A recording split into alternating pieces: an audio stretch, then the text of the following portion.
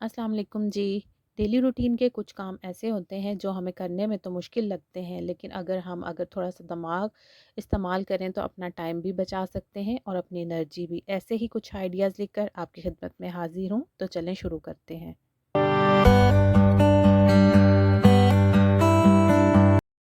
जी, तो home diaries with Fatima की पहली टिप की तरफ बढ़ते हैं। लहसुन छीलना हम सभी हाउसवाइफ़्स के लिए एक मुश्किल काम है और ख़ास तौर पे देसी लहसुन छीलना तो वाक़ई एक मुश्किल काम लगता है। लेकिन अगर हम थोड़ी-सी समझदारी से इस काम को करें तो ये काम हमें बोर नहीं लगेगा, बल्कि हम इसे बहुत ईज़िली और एन्जॉय करते हुए करेंगे। तो मैं क्या करती हूँ कि सबसे पहले इस लहसुन के जवे अलग कर लेती हूँ। किसी भी हैमर का आप इस्तेमाल कर सकते हैं, ईज़िली ये सब अलग हो जाते हैं। इसके बाद मैं लूँगी गर्म पानी, जो कि खौलता हुआ गर्म पानी है। ये मैंने एक बाउल में डाला है और जितने भी लहसुन के जवे मैंने निकाल लिए थे, वो इसमें मैं डिबोकर रख दूँगी। जब आप काम शुरू करने लगें तो पहले ये काम करके रख दें। इतनी देर में आप अपने बाकी किचन के काम निपटा लें और जब आप किचन के कामों से फ़ारिग होंगी तो उतनी देर में ये नरम हो चुके होंगे। तो तकरीबन 1 से डेढ़ घंटा मैंने इसको रखा था और अब आप चेक करें कि कितना ईज़िली ये सारे रिमूव हो रहे हैं। ये एक बहुत ही आसान तरीका है और मैं इसी तरह से लहसुन छीलती हूँ, आप भी ट्राई कीजिएगा।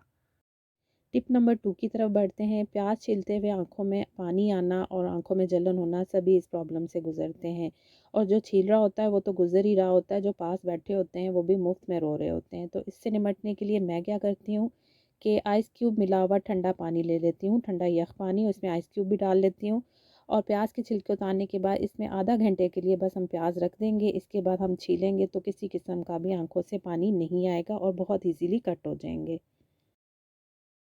टिप नंबर 3 की तरफ बढ़ते हैं। हरा धनिया हम ले तो आते हैं, लेकिन ये बहुत जल्दी ख़राब हो जाता है, बहुत जल्दी गलने लग जाता है। तो मैं क्या करती हूँ कि हरे धनिये को सबसे पहले तो साफ़ सुथरा कर लेती हूँ, यानी कि इसमें से ख़राब पत्तियाँ मैं अलग कर लेती हूँ। इसके बाद एक एयर टाइट कंटेनर लेके इसके नीचे मैं इस तरह से टिश्यू लगा देती हूँ। 2 डबल करके मैंने लगाए हैं। इसके बाद साफ़ सुथरा किया हुआ हरा धनिया इसमें रख देती हूँ। साफ़ सुथरे से मुराद ये है कि इसके अंदर मॉइस्चर नहीं होना चाहिए, इसमें कोई ख़राब पत्ती नहीं होनी चाहिए, कोई गली हुई पत्ती नहीं होनी चाहिए, ना स्टिक होनी चाहिए। तो इसको दोबारा से हमने टिश्यू से रैप करना है ऊपर से और इसकी लिड को बंद करके मैं इसको फ्रिज में रख दूँगी 10 से 15 दिन तक, ये फ्रेश रहेगा। एक और आइडिया मेरे पास ये है कि इस तरह से किचन टॉवल, कॉटन के किचन टॉवल हम घर में तैयार कर सकते हैं। मेरे पास जो बेडशीट्स में से कपड़ा बच जाता है, उससे मैं ये घर में खुद तैयार कर लेती हूँ। भी इस तरह से घर में किचन टॉवल बना सकते हैं बची हुई बेडशीट के पीसेस से। तो इसमें मैं साफ़ सुथरा किया हुआ और ड्राई किया हुआ हरा धनिया अच्छी तरह से लपेट के कवर करके इसको एयर टाइट कंटेनर में रख देती हूँ। तो 10 से 15 दिन तक ये मेरा धनिया फ्रेश रहता है, लेकिन इसके लिए शर्त ये है कि हरे धनिये में नमी नहीं होनी चाहिए और वॉश करने के बाद आपने इसे यूज़ करना है। टिप नंबर 4 की तरफ बढ़ते हैं। हरी मिर्चें भी ज़्यादा दिन फ्रेश नहीं रहती, बहुत जल्दी ख़राब होने लग जाती हैं। तो मैं क्या करती हूँ कि हरी मिर्चों को लाने के बाद इन्हें वॉश करती हूँ, इन्हें ड्राई करती हूँ। इसके बाद इसकी जो ख़राब हरी मिर्चें होती हैं इसमें से वो मैं निकाल देती हूँ। और सबसे मेन पॉइंट क्या है कि हमने हरी मिर्चों की जो डंडियाँ हैं इनको हमने रिमूव कर देना है। इनको हमने उतार देना है कि इसलिए कि सबसे ज़्यादा मेन मसला ही ये करती हैं। हरी मिर्चों की डंडियों की वजह से हरी मिर्चें जल्दी गलने लग जाती हैं। जब हम इन्हें रिमूव कर देंगे ये काफ़ी दिन तक फ्रेश रहेंगी।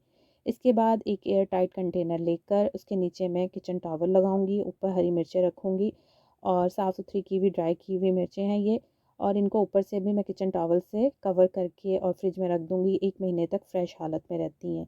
अगर आपको मेरी वीडियो ज़रा सी भी अच्छी लगी है तो इसे ज़रूर से शेयर कीजिएगा और मेरे चैनल को सब्सक्राइब करना मत भूलिएगा। मेरी टिप्स को ट्राई ज़रूर कीजिएगा। दुआ में याद रखिएगा। अल्लाह हाफिज़।